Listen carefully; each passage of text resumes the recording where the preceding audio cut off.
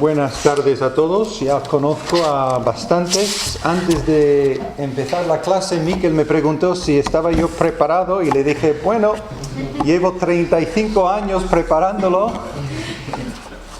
quizás toda la vida, pero me acuerdo de mi clase, básicamente de este mismo material de hace 35 años en la universidad, y ha sido un refrigerio, algo inspirador para mí, volver a estudiar esos apuntes que me dieron en esos tiempos. Creo que se han añadido detalles que no me daban por la propia experiencia y cosas que veo importantes.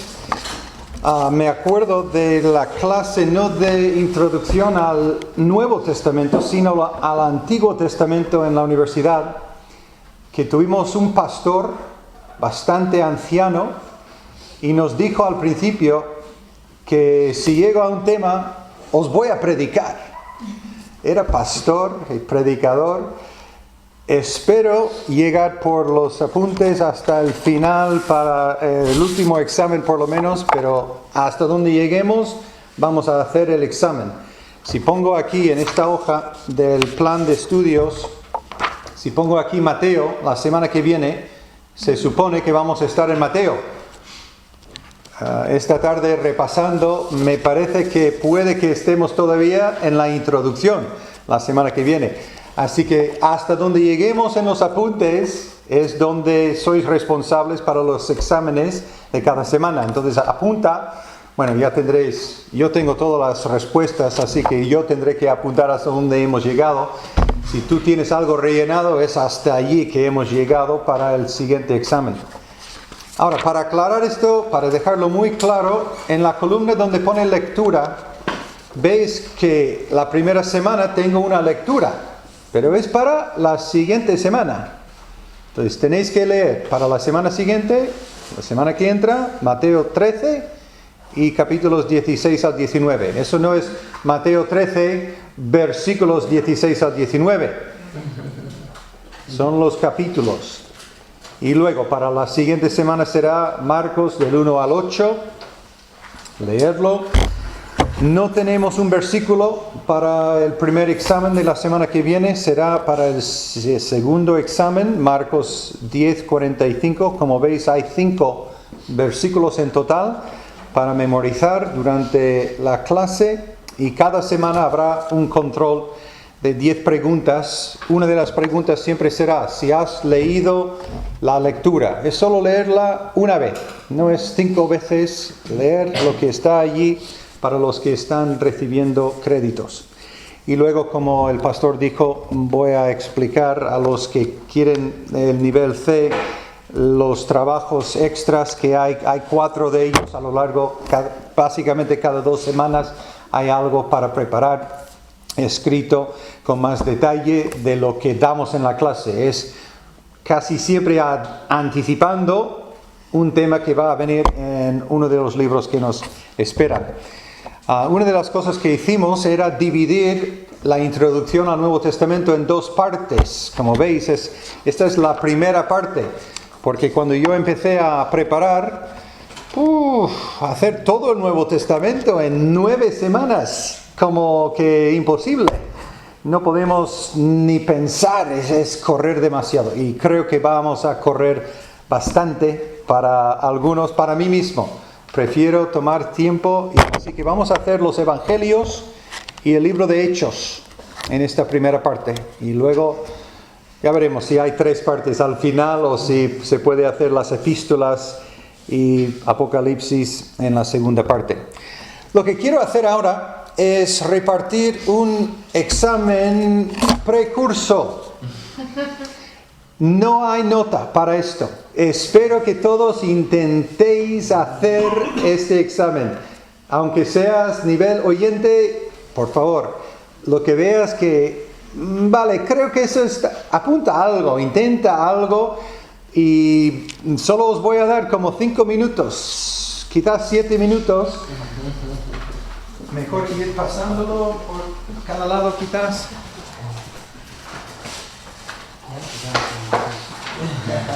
¿Podéis empezar ya? Yo sé que los pobres ahí al fondo están ya en desventaja porque va a llegar el examen a ellos último. Pero hacer lo mejor sin hacer comentarios no es para avergonzar a nadie. Son cosas, algunos detalles con versículos y capítulos quizás muy exigente. Pero en otros es importante saber dónde se encuentran estos detalles. Entonces, sin más, os dejo esos 5 o 6 minutos más.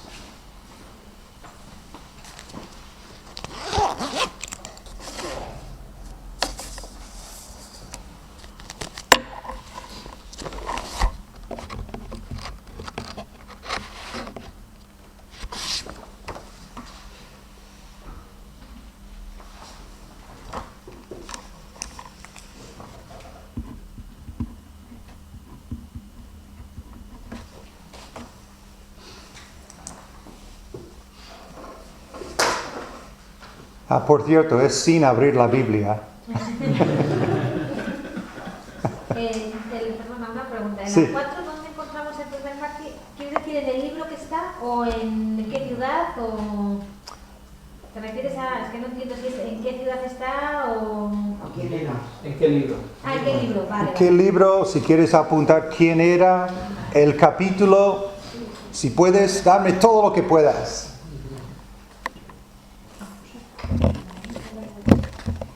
Algunos dicen que era Cristo mismo. No es lo que estamos buscando. Él fundó el cristianismo.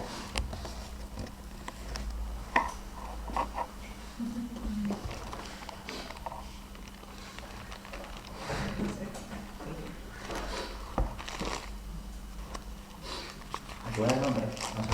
¿Qué? No se va a tomar el nombre, ¿no? Bueno, por lo menos poner el nombre. Si sabes el nombre, por lo menos. Queremos llegar a saber dónde se encuentra esa historia también.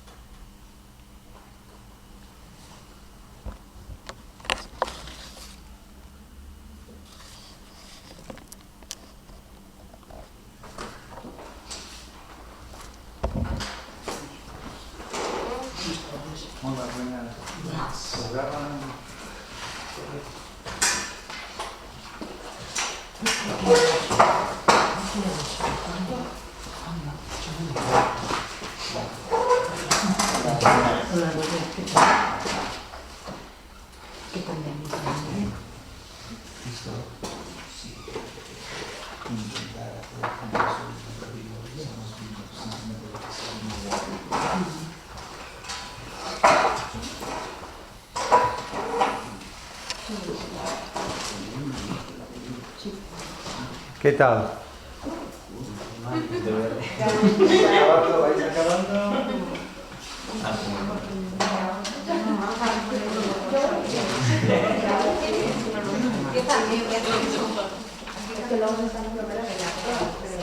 No os preocupéis, escribid lo que sepáis. Claro.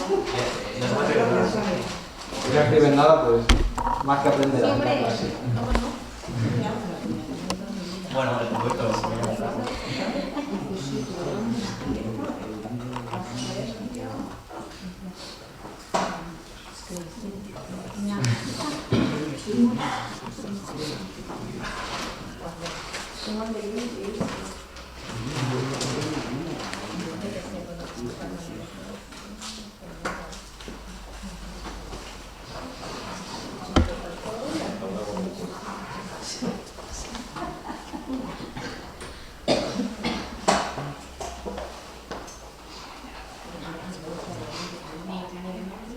Seguramente todos estáis diciendo, pero si me preguntara aquel, yo sabría ese.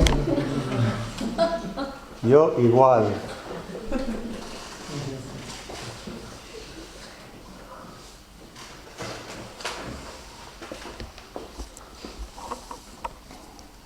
Bueno, un minuto más.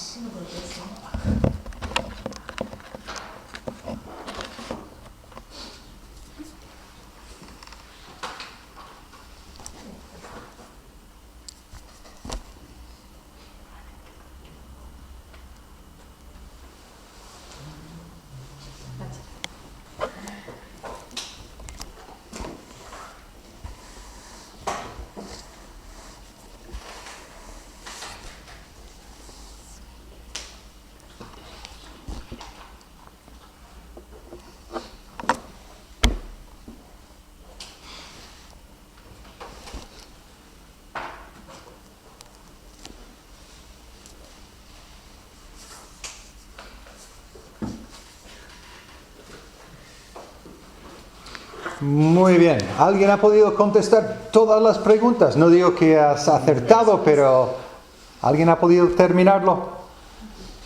Yo sí, pero vamos. Espero que no os desanime eso, que sea que quiero saber más de la Biblia para poder contestar esas preguntas.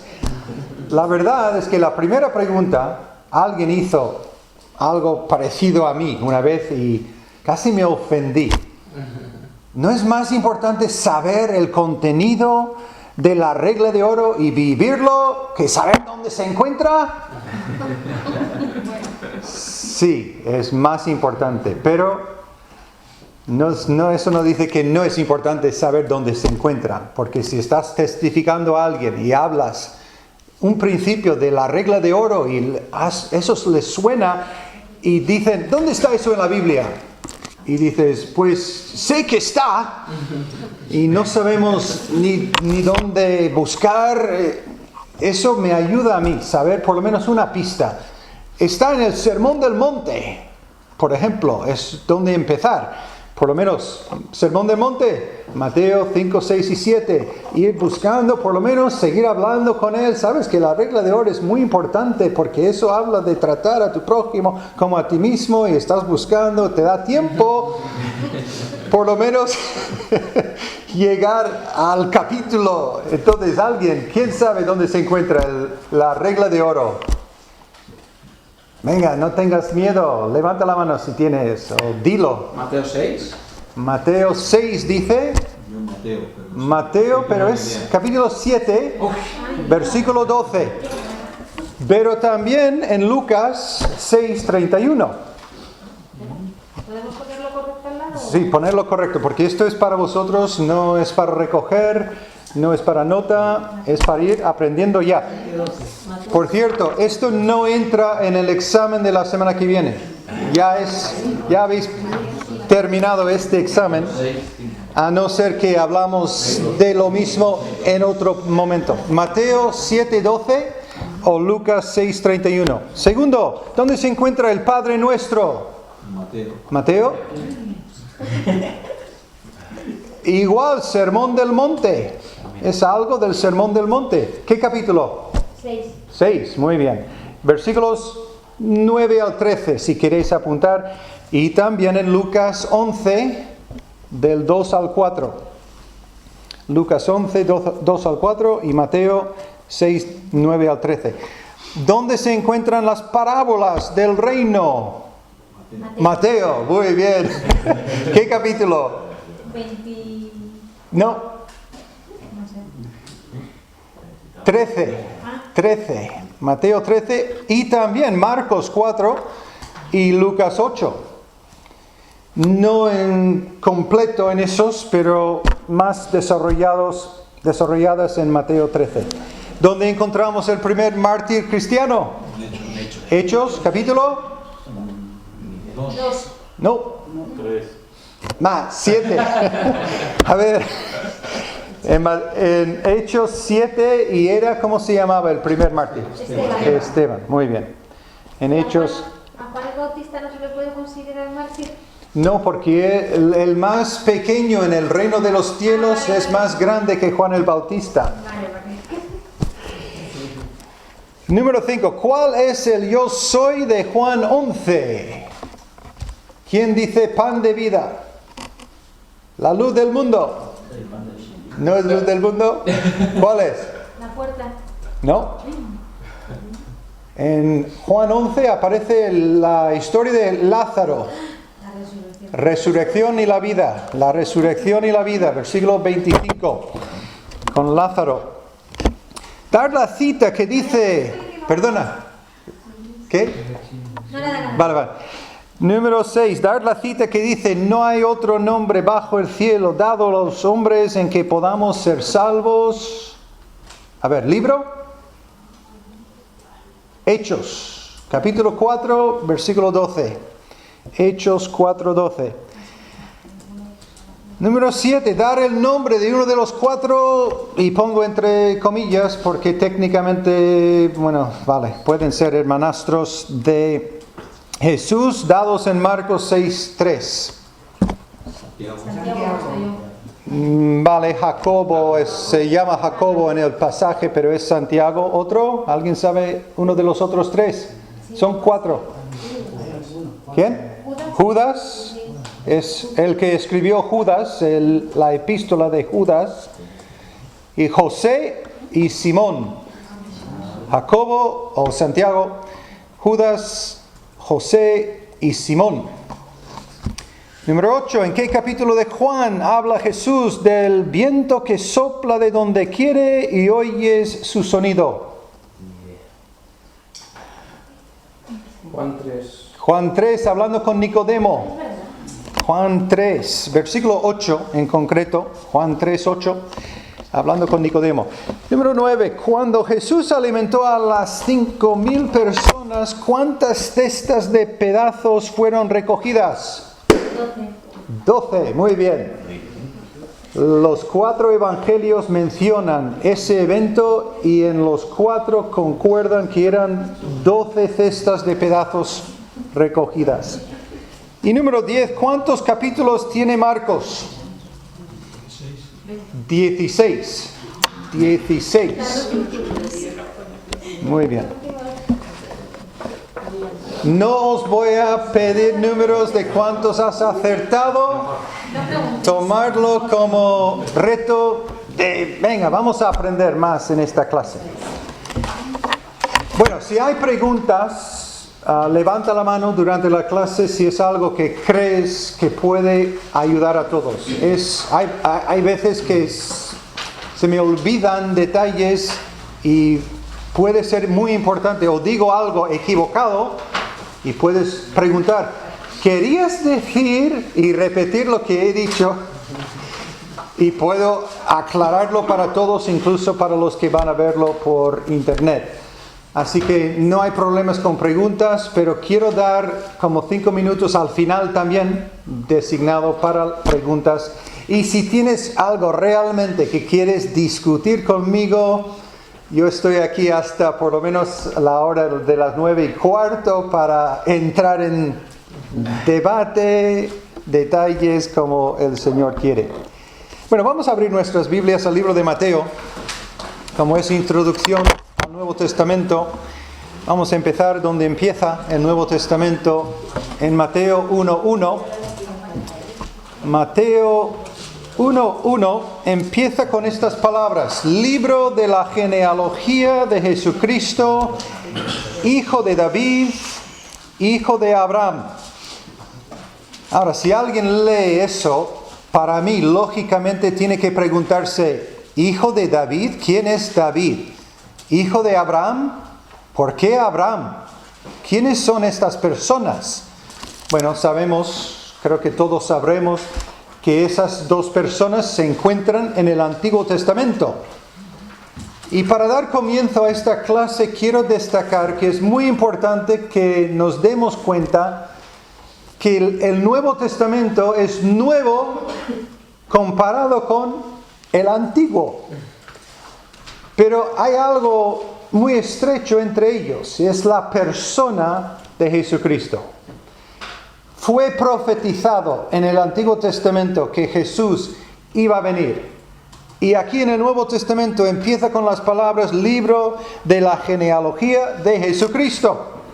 Ahora, ¿por qué destacan de todos sus padres y padres de ellos a David y a Abraham? Pues es algo que vamos a estudiar cuando entramos en el libro de Mateo. Pero hay otras profecías que quería mirar brevemente en Isaías, por ejemplo. Vamos a volver a Isaías, porque Isaías, según he oído, no he contado personalmente, es el que más habla del Mesías que vendrá. En Isaías 40 y el versículo 3, vamos a ver en el Nuevo Testamento donde aparece este mismo versículo también. Isaías 40, versículo 3. Seguramente esto nos va a sonar bien. Voz que clama en el desierto, preparad camino a Jehová, enderezad calzada en la soledad a nuestro Dios. Eso os suena, ¿verdad? En el Nuevo Testamento, ¿de quién está hablando esta persona? De Juan el Bautista. Ahora, no son las mismas palabras, ¿verdad? Vamos a mirar en el Nuevo Testamento para comparar si son las mismas palabras. En el libro de Marcos, creo que es, aquí si lo tengo apuntado bien, en Marcos capítulo 1,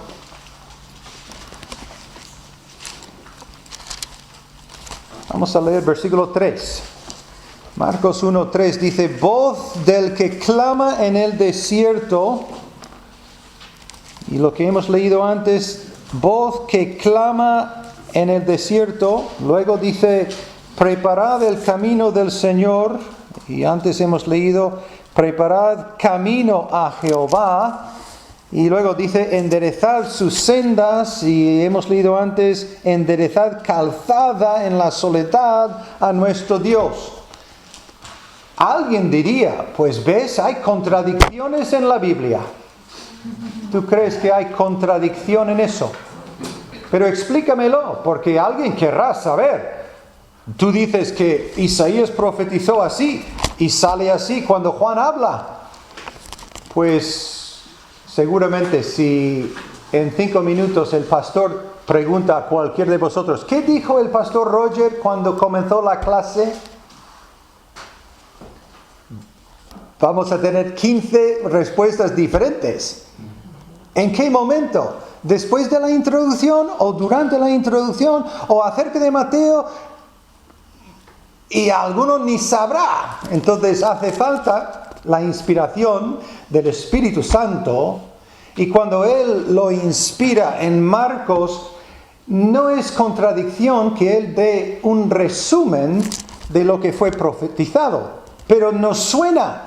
Los que hemos leído toda la Biblia, nos damos cuenta, eso dijo Isaías, ¿verdad? Y vamos ahí y encontramos, o más fácil, miras aquí y tienes los versículos pequeñitos después del versículo. Yo hago lo mismo porque es imposible. Bueno, imposible. Para mí, imposible recordar todas las citas. Y no es el objetivo de esta clase memorizar todos los versículos, pero de tener una idea en general de qué trata el Nuevo Testamento. Se trata de la persona de Jesucristo, profetizado en Isaías, también a Juan el Bautista, que iba a ser la voz que le iba a introducir al mundo. Todos los detalles fueron cumplidos, pero no con contradicciones, no hay contradicciones ahí. Y vamos a mirar al final del Antiguo Testamento para ver un versículo más o dos aquí en Malaquías. El último libro del Antiguo Testamento, Malaquías capítulo 4, versículos 5 y 6. También profetizando de Juan el Bautista. Malaquías 4, 5 y 6 dicen, he aquí yo os envío el profeta Elías antes que venga el día de Jehová grande y terrible. Él hará volver el corazón de los padres hacia los hijos y el corazón de los hijos hacia los padres, no sea que yo venga y hiera la tierra con maldición. Y desde ese momento en adelante, unos 400 años, no oímos más de Dios. Muchos años de silencio. Y de repente, ¡pum! Mateo 1:1, libro de la genealogía de Jesucristo. Jesucristo vino en cumplimiento. Juan el Bautista anunciando su llegada cuando cumplió los 30 años. Pero antes de ese cumplimiento a los 30 años, hay bastante historia. Jesús nació en Belén, creció. No oímos mucho, la verdad, desde los 12 años hasta los 30, otro periodo de silencio. Eso no significa que Jesús no hizo nada. Lo que sabemos es que no hizo pecado, porque más tarde vemos que Jesús nunca pecó. Él era el Hijo de Dios y también hijo de María, nació en Belén, y esos detalles vamos a estar estudiando. Aquí en los apuntes entonces dice Mateo 1:1, empieza así, como el libro de la genealogía de Jesucristo. Vamos a ir rellenando huecos. Yo prefiero, aunque al principio vamos a tener más huecos que después. Poco a poco os voy a quitar lo fácil de siempre rellenar un hueco y tendréis que añadir apuntes aparte, ¿vale? Pero al principio vamos a quedarnos más o menos con los huecos. Entonces el primer hueco es Jesucristo. Hijo de David, hijo de Abraham. Apocalipsis acaba en Apocalipsis 22, 17 al 21, declarando que si alguno quitare o añadiere a las cosas escritas en este libro, tendrá su parte quitada del libro de la vida. Y el que da testimonio de estas cosas dice, ciertamente vengo en breve. Amén. Sí, ven Señor Jesús. Otro hueco, la palabra, el nombre Jesús. Vamos a ver a lo largo de todo este estudio que la persona céntrica del Nuevo Testamento es Jesús. Seguimos desde el principio del Nuevo Testamento de la Biblia hasta el fin. Vemos que es un libro inspirado e histórico acerca de la persona de Jesucristo, el Hijo de Dios. Y vamos a ir al libro de Juan para ver estos detalles acerca de Jesús. Juan capítulo 1. El Hijo de Dios, Juan 1, 18 y 32 al 34. Juan 1, 18 dice, a Dios nadie le vio jamás, el unigénito Hijo que está en el seno del Padre, Él le ha dado a conocer. Versículo 32. También dio Juan testimonio diciendo, vi al Espíritu que descendía del cielo como paloma y permaneció sobre él. Y yo no le conocía, pero el que me envió a bautizar con agua, aquel me dijo, sobre quien veas descender el Espíritu y que permanece sobre él, ese es el que bautiza con el Espíritu Santo. Y yo le vi y he dado testimonio de que este es el Hijo de Dios. Ahora, no vamos a poder entrar en detalle de Juan 1, 1 al 3 para comprobar hoy la deidad de Jesús. Pero creo que está bastante claro que Él mismo dijo, yo y el Padre uno somos. Y querían apedrearle por blasfemia, diciendo que Él y su Padre eran uno, que su Padre era Dios. Evidentemente los judíos entendieron bien que Él dijo, yo soy divino, soy el Hijo de Dios, no solo hijo de María y de José con estos 4 hermanos y mis hermanas. Soy algo diferente, soy Hijo de Dios, soy Dios hecho carne.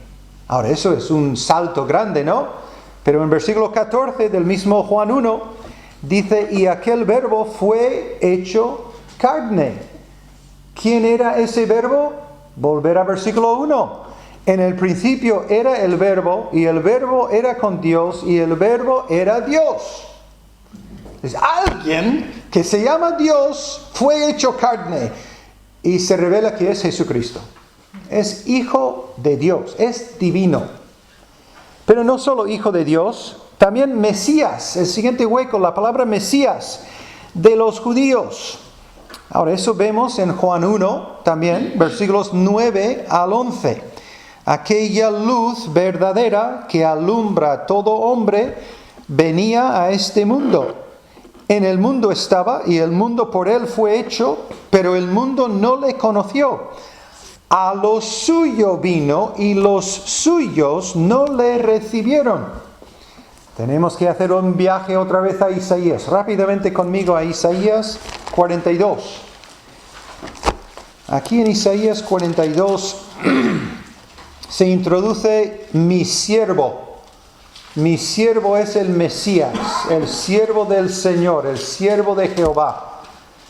Versículo 1 de Isaías 42 dice, he aquí mi siervo, y sigue hablando de él, y hacemos un salto al versículo 6 que dice, yo Jehová te he llamado en justicia, todavía hablando de su siervo, y te sostendré por la mano, te guardaré y te pondré por pacto al pueblo, por luz de las naciones. Ahora, eso nos da mucho ánimo, porque yo no soy judío, yo soy de las naciones del mundo. Y Jesús, aunque vino a los suyos y no le recibieron, también vino para todo el mundo. Luz de las naciones, pero siempre al principio a los judíos. Era su Mesías. Él era judío, nacido de María, ¿vale? Del Espíritu Santo concebido, pero ella era judía y él era judío. A los suyos vino y los suyos no le recibieron, pero era su Mesías, que nos da el vínculo entre el Nuevo y el Antiguo Testamento, que es tan importante ver que las dos van juntas.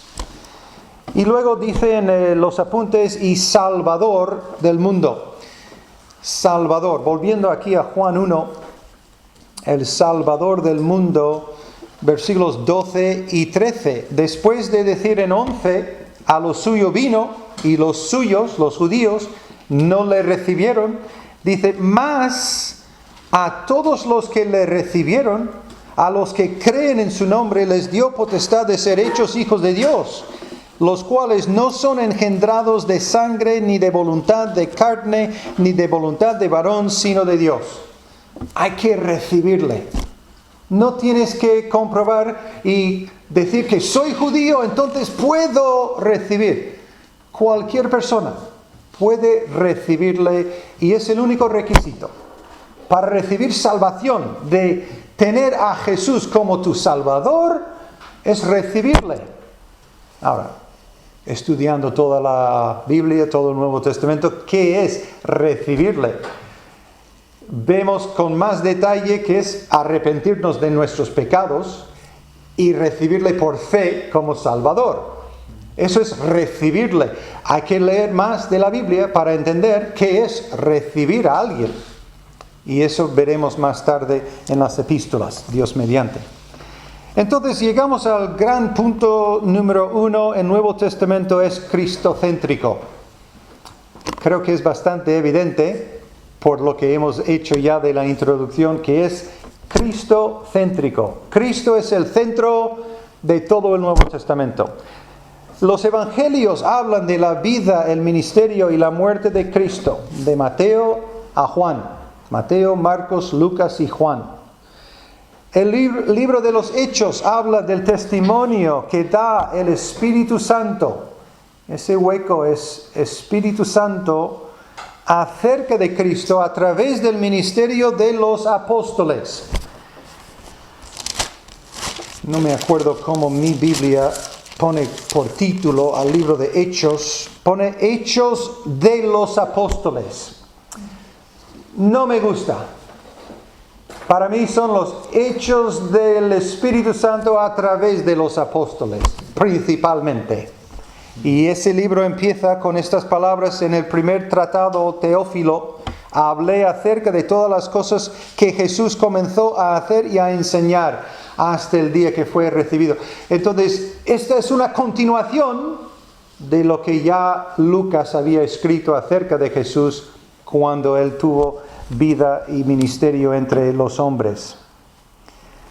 En versículos 21 y 22 de Hechos 1, dice lo siguiente: es necesario pues que de estos hombres que han estado juntos con nosotros todo el tiempo que el Señor Jesús entraba y salía entre nosotros, comenzando desde el bautismo de Juan hasta el día en que de entre nosotros fue recibido arriba, uno sea hecho testigo con nosotros de su resurrección. Entonces, había testigos de todo lo que hizo Jesús en su ministerio y buscaban a otro que diera testimonio con ellos para ser apuntado como el apóstol en lugar de Judas Iscariote, que había caído, y ellos eligieron aquí a Matías. Creo que fue el que fue, como solo leemos de él en estos 2 versículos, sí, cayó sobre Matías. Pero lo importante de Matías no es que era un erudito, que había estudiado en no sé qué escuela. Tenía que conocer a una persona. Tenía que conocer a Jesús. Y en eso, con mi examen de precurso, estoy con vosotros. ¿Qué más da si está en Mateo 7? Hay que conocer a Jesús. Amén. Pero es importante estudiar, por eso estamos aquí, para poder estar más animados cuando hablamos de nuestro Señor Jesús. La letra C, en los apuntes, las epístolas escritas a las iglesias locales. Ahora, tengo aquí desde Roma hasta Tesalónica. No es porque sea en orden que Pablo visitó primero desde Roma hasta los tesalonicenses. Simplemente porque en la Biblia el orden de los libros empieza con Romanos y la última a las iglesias es Segunda de Tesalonicenses. No es el orden de su viaje, simplemente en el orden de la Biblia. Esas dan instrucciones acerca de la iglesia. Ese hueco es la palabra iglesia, que Jesús dijo que iba a fundar o establecer, si prefieres la palabra establecer. En Mateo 16, versículo 18, seguramente hablaremos más en adelante acerca de lo que Jesús quería decir cuando dijo a Pedro: tú eres Pedro y sobre esta roca. Hay polémica allí también porque la gente quiere seguir a un papa y no seguimos al papa, a no ser que conozcas a un bautista que sea papa. No buscamos papas. Jesús estableció su iglesia sobre sí mismo. Y esa gran declaración de Pedro en ese capítulo 16 de Mateo. La letra D, las epístolas pastorales instruyen a los pastores y diáconos sobre el ministerio. 1 de Timoteo 1, 12 y 18 al 19a. Espero que eso no ofenda a nadie que lo digamos así. Y no creo que nadie crea que esas epístolas son solamente para pastores. Porque enseñan a todos. Si un pastor tiene esos requisitos, son buenos requisitos. ¿Por qué no querer los mismos requisitos en mi vida? No solo para el pastor, para los jóvenes. Estuve predicando el pasado domingo en mi iglesia y tenía delante 3 jóvenes y les dije: hay muchos que no son aptos para los oficios de pastor o diácono, porque ya han vivido en el mundo, son salvos más tarde. Algunos de los padres de esos jóvenes no pueden ser porque no tienen los requisitos mínimos, pero los jóvenes tenéis la posibilidad de manteneros puros y tener en cuenta esos requisitos. Y Señor, guárdame para que yo sea, si tú quieres, pastor, diácono, esposa de un día os pongo como reto. Recuerda, no son solo para ellos. Hay que proseguir lo que Dios dice en toda su palabra. Todo es útil para nuestro bien. Y también habla del comportamiento dentro de la iglesia, 1 de Timoteo 3:15. La letra E. Las epístolas generales amplían la información sobre la persona de Cristo. Ese hueco es la palabra persona. Y vamos a mirar esos versículos de Hebreos 1 y 2. Hebreos 1. Me acuerdo de otro examencito que me dio una persona en una clase de escuela dominical. Yo había estudiado, creo que 1 año en la universidad, la teología, y fui a una iglesia durante el verano, y el que daba la clase estaba diciendo, ¿quién escribió? ¿Cómo empieza el libro de Romanos? Alguien dijo, Pablo, siervo de Cristo por la gracia. Y el libro de Colosenses, Pablo, y nos llevó 10 de ellos. Y Hebreos, y alguien dijo, Pablo. No, empieza con la palabra Dios. Muy diferente. Por eso vamos a ver que muchos no creen que Pablo escribió esta epístola. Personalmente creo que sí. Pero por lo que he repasado estos 2 últimos meses, creo que la mayoría no están conmigo, a pesar de que me lo creo. Porque empieza de otra manera. Pablo siempre empieza. Pablo, para identificarse, aquí empieza con Dios, el estilo. El griego es mucho más elocuente en este libro. Hay muchas razones por no ser Pablo. Pero hay algunas que vamos a ver dentro de poco que creo que pueden apuntar a Pablo. Pero lo importante en este momento es leer versículos 1 y 2 de Hebreos 1. Dios, habiendo hablado muchas veces y de muchas maneras en otro tiempo a los padres por los profetas, en estos postreros días nos ha hablado por el Hijo, a quien constituyó heredero de todo y por quien asimismo hizo el universo. Entonces, otra vez, todo va a enfocarse en lo que ha hablado el Padre por medio del Hijo, el Señor Jesucristo. Y también en 1 de Pedro.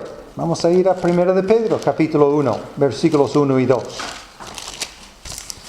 Que tampoco empieza por Pablo, empieza por Pedro, apóstol de Jesucristo.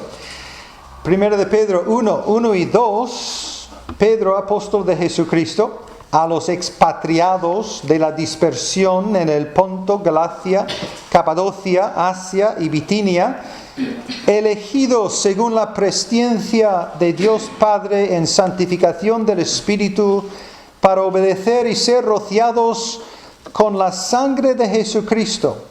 Gracia y paz os sean multiplicadas. Más vamos a ver acerca de Jesucristo.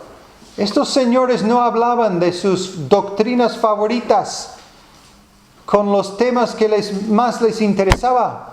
Hablaban de Cristo, nuestro Señor y Salvador. Entonces aquí, volviendo a los apuntes, el siguiente hueco es la palabra voluntad. Más información sobre la persona de Cristo y su voluntad para los que le siguen. Y la letra F es Apocalipsis, da la revelación de Jesucristo sobre el futuro. Apocalipsis 1:1 empieza con estas palabras, la revelación de Jesucristo. Si tú no quieres saber de Jesucristo, cierra el Nuevo Testamento, porque habla de nuestro Señor Jesucristo. Bueno, un tiempo muerto. ¿Alguien tiene una pregunta? ¿Te falta una palabra en un hueco? Estoy intentando guiarnos. Sí. ¿Por qué asegura que Hebreo lo escribió Pablo? No he asegurado. He dicho que es lo que creo. Y vamos a llegar a los detalles que me indican a mí que puede ser Pablo. Pero da una afirmación de que cree más en que lo escribió Pablo. Las indicaciones que os voy a enseñar a mí me dan, no por cierto, Está en la Biblia, es inspirado por Dios, pero es un detalle para poder asegurar que era uno de los apóstoles de Cristo, y Pablo era apóstol fuera de tiempo como un abortivo, pero no tiene por qué ser él. Muchos dicen Bernabé, que viajó con Pablo, y otros Apolos, porque él era muy elocuente en las escrituras. Puede ser. Algunos dicen Priscila, la mujer de Aquila. Bastantes creen eso. Personalmente os voy a decir por qué pienso que puede ser Pablo. Otra, antes de seguir. Bien, vamos a seguir con número 2. El Nuevo Testamento es único. Letra A. El Nuevo Testamento tiene 8 o más, si es que Hebreos fue escrito por uno que no es Mateo, Marcos, Lucas, Juan, Pedro, Pablo, Santiago, Judas. Esos son 7, y Hebreos, si es otro, son 8, y si Hebreos fue escrito por Apolos, por ejemplo, serían 9. Autores humanos sin, ese hueco pequeño es la palabra sin contradicciones. Yo tengo apuntado aquí un par de pasajes que podrían ser polémicos. Es curioso, vamos a mirar solo uno, porque no tenemos tiempo para mirar todo lo que tengo aquí preparado. En Mateo 23, 24. Os voy a animar con este comentario porque creo que aquí tenemos en castellano, en la Reina Valera, por lo menos del 60, yo no he comparado con el 1909 o otras versiones, pero en esta versión de la 60, os digo, cuando estoy en mi país y un predicador dice, para aclarar este detalle, os voy a decir que en el griego original esa palabra significa boom. Yo miro mi castellano y ya está claro. Casi 100% de las veces que tienen que aclarar algo en inglés, está clarísimo ya en castellano, por lo menos en esta versión. Y este es un ejemplo. En versículo 24 de Mateo 23, es tan claro lo que dice aquí: guías ciegos que coláis el mosquito y tragáis el camello. En inglés, la primera frase, que coláis el mosquito, es la palabra que usan, es como si estás intentando llegar a matar el mosquito. Straining at. En vez de strain es colar. Pero cuando añades la preposición at, eso es como intentando matar a un mosquito. Y luego habla de tragar un camello. ¿Qué comparación es eso con esto cuando colando es para poder consumir? Está clarísimo aquí. Pero en inglés hay polémica. Y hay versículos en castellano que también nos hacen estudiar para poder explicar cómo compagina ese detalle con esos detalles. Y en algún momento vamos a mirar un ejemplo más tarde en el estudio. Letra B. El Nuevo Testamento es inspirado por Dios. Segundo de Timoteo. ¿Podríais encontrar un versículo en el Nuevo Testamento que nos dice que es inspirado por Dios el Nuevo Testamento o toda la Biblia? Aquí lo tienes. Segundo de Timoteo 3:16 dice: toda la Escritura es inspirada por Dios y útil para enseñar, para redarguir, para corregir, para instruir en justicia, a fin de que el hombre de Dios sea perfecto, enteramente preparado para toda buena obra.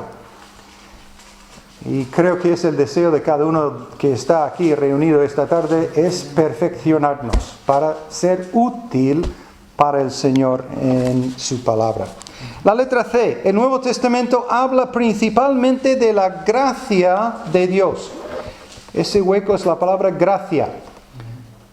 Ahora, alguien va a levantar la mano y decir, pero el Antiguo Testamento habla de la gracia. Nadie. Yo sí, cuando yo estuve, quería. No es solo gracia en el Nuevo Testamento. Dame un ejemplo del Antiguo Testamento donde aparece el concepto, la misma palabra, gracia. Alguien halló gracia en los ojos de Jehová. ¿Quién era? María. No, en la- Eso en el Nuevo Testamento. Bueno, técnicamente has acertado, porque ella todavía no había leído ninguna palabra del Nuevo Testamento. Bien, hermana. En el libro de Génesis, Noé halló gracia para pasar el diluvio. ¿Cómo va a pasar un diluvio sin la gracia de Dios?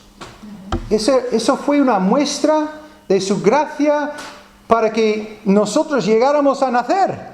Somos todos descendientes de Noé o uno de sus hijos. Eso fue la gracia de Dios. Y tengo aquí una lista de 10 otros ejemplos de la gracia de Dios en el Antiguo Testamento. Entonces no es exclusivo la gracia al Nuevo Testamento.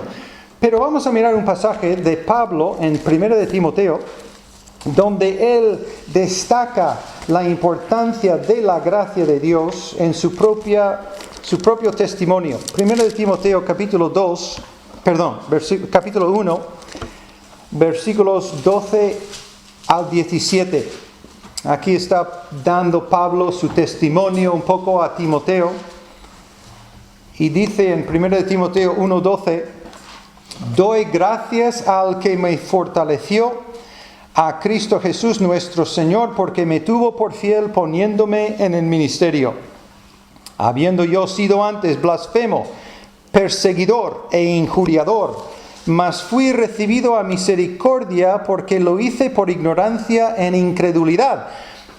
Y aquí está la gracia. Pero la gracia de nuestro Señor fue más abundante con la fe y el amor que es en Cristo Jesús, palabra fiel y digna de ser recibida por todos, que Cristo Jesús vino al mundo para salvar a los pecadores, de los cuales yo soy el primero. Ahora, leyendo más del Nuevo Testamento, sabemos que Pablo fue el responsable de la muerte del primer mártir cristiano. Él se puso al lado de la ropa de los que tiraban las piedras, diciendo, estoy de acuerdo, yo autorizo esta muerte, este homicidio. Era homicida y alcanzó gracia. Si alguien te pregunta si ellos pueden ser salvos, a pesar de sus pecados, diles que sí. Porque uno que ha matado a una persona tan elocuente, tan casi divino como Esteban, no era divino, era cristiano, sincero, y Pablo no tiró la piedra, pero era responsable de su muerte. Y Dios le dio su gracia para no solo ser salvo, sino ser ministro del Evangelio. Hay esperanza para todos. Todos tenemos una oportunidad del ministerio, de servir a Dios en alguna capacidad, si es lo que queremos. Porque su gracia es abundante, incluso para alguien como Pablo. Y si para Pablo, para nosotros también. Amén. Amén. Bueno, vamos a mirar algo más acerca de esa gracia. Número 1, la fuente de ella es Jesús mismo. Si miramos en Juan 1:17, uno de los versículos en Juan 1 que no hemos leído antes, Juan 1:17, después de decir de él en versículo 14 que fue lleno de gracia y de verdad, en versículo 17 dice, pues la ley por medio de Moisés fue dada, pero la gracia y la verdad vinieron por medio de Jesucristo. Ahora, eso no te hace pensar, si esa gracia y verdad vinieron por medio de Jesucristo, ¿cómo puede ser que existiera gracia antes? Buena pregunta, ¿no? ¿Cuándo Dios hizo el plan de salvación? ¿Antes de qué? Antes de la fundación del mundo. Dios ya tenía nuestra salvación planificada. Jesús ya estaba como ya crucificado. La gracia era existente, abundante, desde antes de la creación del mundo, antes de Adán. La gracia en Jesús estaba en el plan de Dios y abundante, suficiente para salvar a toda la humanidad. Entonces vino por Jesucristo, porque Él es eterno. La gracia es eterna, entonces. Y vino a nosotros por medio de Él, que vino a salvarnos. Así que Él es la fuente de la gracia. Número 2, y digo a propósito, no digo el primer objetivo. Pongo aquí un primer objetivo. Quizás no es la mejor manera de decirlo en castellano, pero no quiero decir que yo sé el primer objetivo de la gracia. Dios tendrá su orden, si hay un orden. Yo no soy inspirado como para decir que el primer objetivo. Un primer objetivo de ella, de esa gracia, es la gloria de Dios. En 2 de Pedro 3, aquí voy a predicar un poco. No he predicado nada todavía, ¿no? Quizás un poco. Las últimas palabras de Pedro. Hace 3 años, el pasado lunes, murió mi padre. No sé de vosotros, pero yo no es que contemplo mucho morir. Pero si he pensado en la posibilidad de morir, se me ha ocurrido, si estoy muriendo y alguien me está ayudando, di a mi esposa, ¡pum! Y he imaginado, ¿qué quiero que ella oiga? Di a mis hijos. Os digo, nadie sabe si va a tener esa oportunidad. Hay algunos que han podido dar un último mensaje. Algunos que han fallecido de cáncer han podido escribir una carta a sus hijos. Es bonito. Pero nadie tiene esa certeza. Dilo ya. Dile ya. Mi padre falleció hace 3 años, el pasado lunes. Llamé a mi madre, estaba agradecida que recordara. Pero mi padre no tuvo últimas palabras. Yo no pensaba estar para cuando muriera mi padre. Él sabía que habíamos venido aquí a servir a Dios. Él conoce al Señor. Y si había funeral, nos llamarían e iría yo. Si es alguien en mi familia, iría mi esposa. Si es alguien en su familia, y solo los padres. Si es un hermano o hermana, es caro viajar por el gran charco ese Atlántico. Pero fui, inesperadamente mi madre me pidió ir antes que muriera mi padre. Él ya había quedado con un cáncer de cerebro en Navidad. Creo que fue Nochebuena. Y le operaron dentro de 2 días. Increíble cómo le atendieron. Pero no podían quitar raíces. El cáncer, el bulto, el tumor podían quitar, pero tenía raíces. Cuando llegué yo, al mes de cuando quedó así con ese cáncer, me reconoció. Y estuve ahí con él 3 semanas ayudando a mi madre de noche para que ella durmiera un poco. Y mi comunicación con mi padre era agua, carne. Me estaba pidiendo lo que se le ocurrió. Me levanté, tuvimos un micrófono en su habitación y un altavoz en mi habitación. Y él diría, ¡Roger! Otra vez. Es la 10ª vez ahora. Pero qué privilegio poder servir a mi padre. Pero no había comunión, no había comunicación. Era palabras sueltas y la última semana, para que no entrara con mucho dolor, estaban anestesiado, no, estaba... Sedado, gracias. Y no habló, no había última palabra. Pero cuando alguien puede dar una última palabra, hay que prestar atención, ¿verdad? ¿Qué dice Pedro aquí? Última palabra de Pedro, 2 de Pedro 3:18.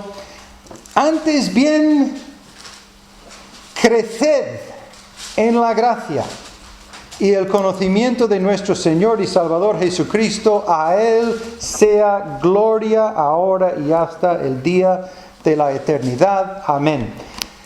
Según nosotros vayamos creciendo en esa gracia, creo que esto indica que damos gloria a Dios. Y si no crecemos en la gracia, no damos gloria a Dios y quizás restamos algo de su gloria, porque la gente nos mira y no ven la imagen de Jesús en nosotros. Y esa imagen de Jesús solo va a desarrollarse por gracia, no porque estudias aquí en este instituto, o porque eres buena persona, o porque tu padre era diácono o pastor. Es aprender a vivir por gracia que podemos dar gloria a Dios. Es un gran privilegio poder glorificar a Dios. Dios ya es glorioso. ¿Qué más da si yo le glorifico? Él te dice que es su deseo que le glorifiquemos. Es un gran privilegio. No menospreciemos esa oportunidad. Vamos a coger esa gracia para crecer y dar gloria a Dios por medio de esa gracia. Número 3, un segundo objetivo de ella, de esa gracia, es la salvación. Y vamos a mirar ahí cerca en Tito. Tengo 3 versículos ahí, pero vamos a ir, o 4, al libro de Tito. Capítulo 2, versículo 11. Está clarísimo aquí que dice, porque la gracia de Dios se ha manifestado para salvación a todos los hombres. 2:11 de Tito. Porque la gracia de Dios se ha manifestado para salvación a todos los hombres. Clarísimo. Dios da gracia para que alguien sea salvo. Y sin esa gracia nadie es salvo. Pero vamos al siguiente, número 4. Un tercer objetivo de ella es el crecimiento o la madurez. Ese hueco es la palabra madurez o la obediencia. Y seguimos ahí mismo en Tito 2. Justo después de revelar que la gracia da salvación, vemos que da más que solo salvación. ¿En qué sentido? ¿Tú crees que la salvación es suficiente? Oye, hombre, Dios me ha salvado, voy al cielo, amén, amén. Pero son muchos años. Dios me salvó a la edad de 18 años. Un poco tarde, por lo menos en nuestros círculos, nuestros hijos, todos han profesado fe en Cristo. Con 5 o 6 años se dieron cuenta un poco más tarde algunos que quizás era porque que sí, y luego fueron salvos a los 12, 13, pero a los 18 y estaba yo ya entrando en ser hombre, y gracias a Dios por su gracia, que esa gracia apareció a tiempo antes que yo entrara en este mundo por mi propia cuenta. Pero desde los 18 años ya tengo 54. Son 36, ¿no? 36 años de vida. 2 veces más que cuando viví yo en la carne. 18, ahora 36. ¿Qué ha pasado en esos 36 años? Os podría contar muchos detalles, pero una cosa que quiero es que haya crecido en esa gracia, que haya madurado, que soy diferente en buen sentido desde cuando tenía 18 años. Y estos versículos nos apuntan que esa salvación que ha aparecido, se ha manifestado a todos los hombres, mira, es coma al final del versículo 11. Dice, enseñándonos. ¿Qué nos enseña esa gracia para salvación? Que renunciando la impiedad. Hermanos, yo conozco a personas que profesan ser creyentes y tienen en su concepto, alguien les ha metido la idea que hay creyentes, no sé si viene del catolicismo, practicantes y creyentes que simplemente van a ir al cielo. Eso no es el Nuevo Testamento. No digo que no hay crecimiento y que pero tenemos que ir creciendo. Tenemos que ir creciendo en esa gracia, aunque sea a ese ritmo, o sea, con escalones. Dios tiene su gracia, su plan para cada uno, pero tenemos que seguir, porque esa salvación, enseñándonos que renunciando a la impiedad y a los deseos mundanos, vivamos en este siglo sobria, justa y piadosamente. Eso no es solo para el pastor, o para el diácono, o para tu padre, o para tu cónyuge. Eso no vale para ti ni para mí. Yo tengo que renunciar a la vida mundana y seguir a nuestro Señor. La vida santificada, una vida santa. Eso no quiere decir que me considero santo, aunque soy. Porque Pablo dice a los santos en Cristo, en Éfeso, en esos sitios, yo soy santo porque Dios me ha declarado hijo de Dios, soy santo en ese sentido. Pero en la realidad, su plan es crecer y ser más y más santos, más como Cristo cada vez. Ese es el plan de Dios en esa gracia que viene por medio de Jesucristo. Madurando, creciendo en esa gracia. Número 5, un cuarto objetivo de ella es mantenernos en ella en las tentaciones y debilidades. Aquí cerca de Tito tienes Hebreos otra vez. Vamos a ir a Hebreos 4. ¿Alguien aquí ha pasado una tentación esta semana? No, ninguno. ¿Dónde vives tú? Satanás no sabe tu dirección, ni sus demonios. ¿Y qué de la carne? Oye, no hace falta que Satanás ni un demonio esté con nosotros para ser tentados. Esta carne es suficientemente débil. Otra predicación. Hebreos 4, 14 al 16 dice, por tanto, teniendo un gran sumo sacerdote que traspasó los cielos, Jesús, el Hijo de Dios, retengamos nuestra profesión. Porque no tenemos un sumo sacerdote que no pueda compadecerse de nuestras debilidades, sino uno que fue tentado en todo según nuestra semejanza, pero sin pecado. Acerquémonos pues confiadamente al trono de la gracia para alcanzar misericordia y hallar gracia para el oportuno socorro. Es la única manera de superar tentación, es la gracia. Y buena noticia, Dios está derramando gracia constantemente desde el cielo. El problema es que nosotros estamos con paraguas y no aprovechamos con un cubo.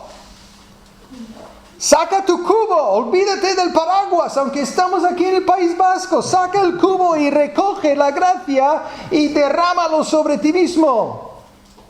Es lo que hace falta. La gracia es abundante, está allí. Pero hay que aprovechar, hay que cogerlo y usarla para nosotros. Y vamos a terminar con este sexto punto aquí para hoy. Un quinto objetivo de ella es el repartimiento de dones. Dones, es esa última palabra de Romanos 12:6 y también tenemos en 1 Corintios y en Efesios. Habla de los dones. Creemos que cada creyente tendrá un don.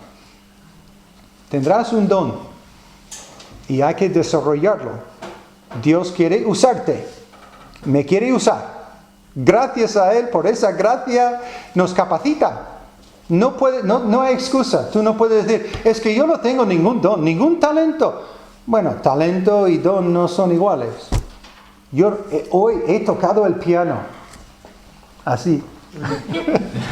Mis hijos tocan el piano y les ha costado horas y horas y horas de clase, de ensayo. Pues hay algunos dones que requieren horas y horas y años de desarrollo, y otros es que Dios te capacita de ser un siervo, por ejemplo. Yo he conocido a varias personas en mi vida que tienen don de hospedar, de abrir su vida, a su casa. Tienes siempre una sonrisa, te hace sentir como, quiero estar siempre contigo, qué alegría estar contigo. Y otros, si hay algo que falta en la iglesia, no tienen que ir al pastor y decir, oye, pastor, falta papel higiénico ahí en el cuarto de baño. No, ellos mismos buscan dónde está el papel. Voy a reemplazarlo yo. Un don de siervo. Eso cada iglesia necesita, porque este pastor ni yo podemos llegar a todo. Y no solo con eso, con las necesidades de otros que necesitan ver la gracia de Dios en tu vida y ser útiles para el Señor, aprovechando de esa gracia y sirviendo al Señor en ella. Pues vamos a dejarlo allí en cuanto a los apuntes. Si hay alguna pregunta, algún comentario también. Hermano, lo siento que no hemos llegado a esos puntos. Ya me recordarás más tarde acerca de Pablo y Hebreos. Y lo tengo en los apuntes. Si quieres ir adelantando, puedes ver... creo que esa es la siguiente hoja, en página número 2, punto C. Ahí tienes, si quieres ir buscando los versículos en cuanto a mi opinión de que Pablo sea el autor de Hebreos. Es que estaba preparando una pregunta para hacerle, por eso... Vale, te has librado.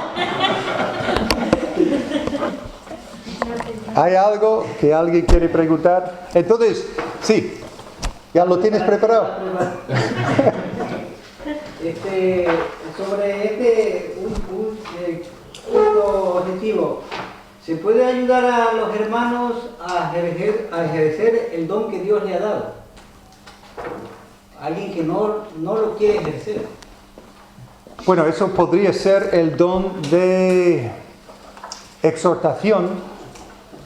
Puedes exhortar al hermano que no está ejerciendo a ejercerlo. Eso podría ser.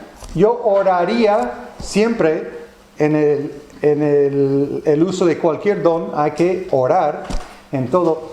Pero yo oraría mucho antes de exhortar a alguien en cuanto a su propio don, porque a no ser que Dios te haya informado que ese hermano tiene, por cierto, ese don. ¿Te acuerdas que yo no he afirmado que Pablo es el autor de Hebreos? Es mi opinión. Entonces, cuidado, pero si Dios te mueve, hacerlo con humildad, intentando animarle. Yo solía pensar que tenía el don de exhortación, hasta que empecé a ejercerla.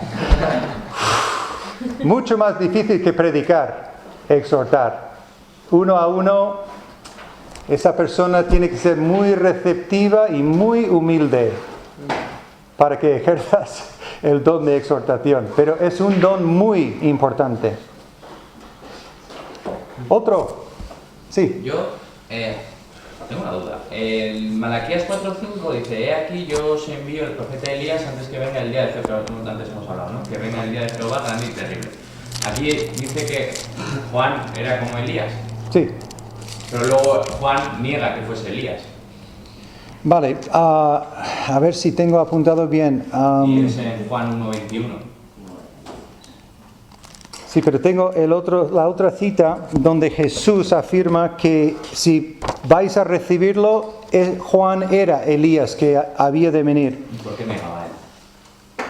Porque él igual no sabía, como ese hermano que quizás no sabe que tiene el don de lo que sea, y tú con el don de exhortación estás convencido, intentas convencerle. Jesús mismo dice que él no sabe la hora, solo el Padre, de su segunda venida. Pero Él es Dios, Padre es Dios, Espíritu Santo es Dios. ¿Cómo uno de ellos no sabe la hora? Hay cosas que cada uno se niega, y aunque Juan el Bautista no tenía por qué saberlo. ¿Vale? A ver si para la próxima clase encuentro, sé que tengo apuntado aquí, pero pensaba que lo tenía ahí, donde Jesús afirma que Juan el Bautista era Elías que iba a venir. Buena pregunta. Son los detalles que son curiosos, y hay que estudiarlo y comparar y tener todas las escrituras que dicen algo para afirmar nuestra propia fe y poder presentar la verdad a otros. ¿Otro? Bueno, os recuerdo entonces, para la semana que viene La única cosa que hay que hacer para los de nivel B y nivel C es leer Mateo 13, el capítulo entero, y capítulos 16 al 19 de Mateo también. Animo a los oyentes también. Si no tienes otra lectura planificada, pues hacer esa, y así estás pensando en el libro de Mateo, que va a ser el enfoque seguramente de la próxima y otra clase de las que entran. Pues vamos a terminar entonces con una palabra de oración, y si hay algún comentario que quieres hacer conmigo aparte, yo estaré por lo menos hasta el cuarto. Gracias, Padre, por tu palabra, sobre todo el Nuevo Testamento, sin descartar el Antiguo.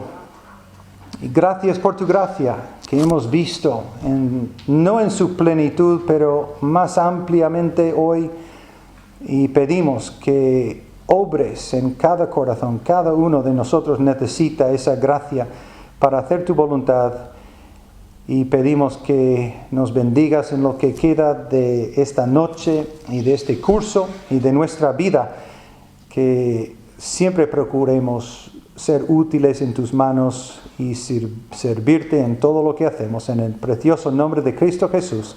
Amén.